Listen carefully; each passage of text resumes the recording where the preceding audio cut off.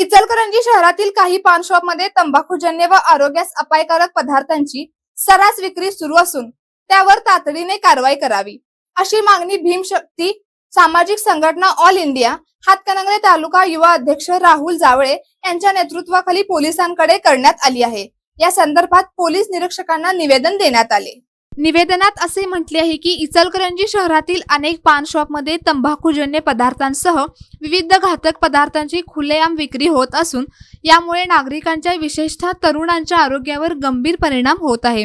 अशा पदार्थांच्या सेवनामुळे तोंडाचा कर्करोग, श्वसन विकार तसेच इतर जीवघेणे आजार वाढण्याची शक्यता असून अनेक कुटुंबावर आर्थिक व मानसिक संकट ओढवत आहे।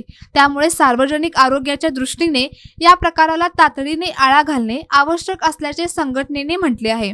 संघटनेने शहरातील सर्व पान शॉपची विशेष तपासणी करून नियमबाह्य पद्धतीने तंबाखूजन्य व अन्न अंमली पदार्थाची विक्री करणाऱ्यांवर कठोर कारवाई करावी।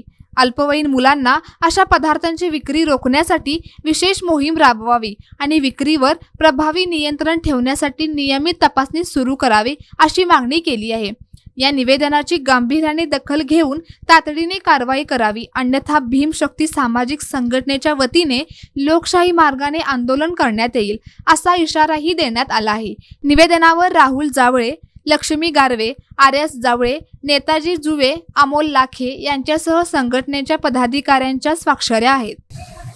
आज भीमशक्ती सामाजिक संघाच्या वतीने इचलकरंजी पोलीस स्टेशन इचलकरंजी यसने आज मावा विक्री करत आहेत लोक, ते माव्याचं गांजाचं पाणी मारून इथल्या नागरिकांनी युवा पिढीला व्यसनाच्या आहारी गेलेले आहेत। इथं बरकत म्हणून पानपट्टी आहे, मुन्ना आहे। ही बरकत म्हणून जे आहे ते व्यक्ती ते स्वतःलाच त्याला कॅन्सर झालेला आहे, तरी पण तो आपल्या मुलग्याला बसून ते मावा विक्री करत आहे। तिथं या इचलकरंजी पोलीस स्टेशनच्या हातीमध्ये जेवढे माव्याचे टपले आहेत त्यांच्या सर्वांच्यावर कारवाई व्हावी म्हणून आम्ही आज भीमशक्ती सामाजिक संघाच्या वतीने आज इथं पोलीस स्टेशनला निवेदन दिलेलं आहे।